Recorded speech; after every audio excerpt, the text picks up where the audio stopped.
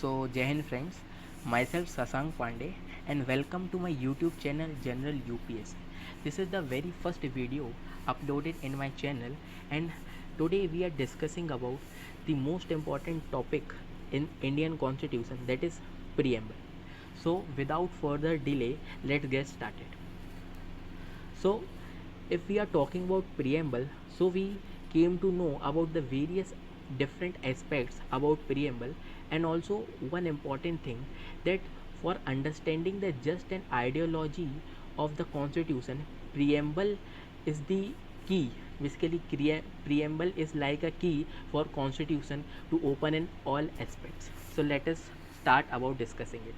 So basically, preamble is derived from the Latin word preambulus, which means introduction. Next, preamble is basically an introductory statement which states about the objective, aim, scope, ideology of the constitution, which helps in understanding the various aspects and aspirations of our founding fathers. Next, preamble is basically the part of our Indian constitution with regards to the Keswananda Bharati case of 1973. Also, preamble is the result of objective resolution which is passed by Pandit Jawaharlal Nehru in 1946. Another major feature of preamble that it is non-justiciable in courts.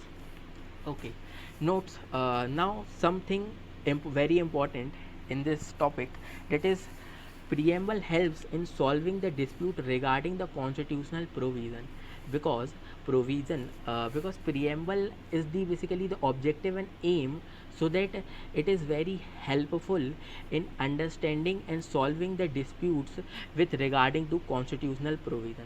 Also, preamble can be amended under article 368 of our constitution. Next, we will discuss the preamble, that what the preamble defines about our constitution. Firstly, it defines the source of the constitution, that is, the source that we have taken from the constitution is we the people. As we have spoken, or we have heard many statements like we the people, for the people, to the people, etc., etc. So that is constitution, as constituent assembly on the behalf of people of India formed Indian constitution. Next, we can understood about the objective established by the preamble for the constitution of India, that is, what are their objective, is to spread justice, liberty, equality and fraternity.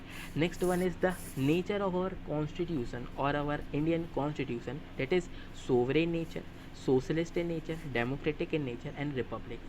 Next is, our constitution is adopted on 26th of November 1949, and it is enacted on 26th of January 1950. And now let us understand some major terms about the constitution in which preamble is given. First is sovereign. So sovereign means independency, means India is a state which can make its own decisions without any foreign interruption. Talking about next, that socialist. So socialist means establishing a welfare state, as India is a diversified country with millions of population, so it is need for our country to be a socialist. And also socialist means that is, it is the blend of the ideals of Mahatma Gandhi and Pandit Jawaharlal Nehru. Next is secular.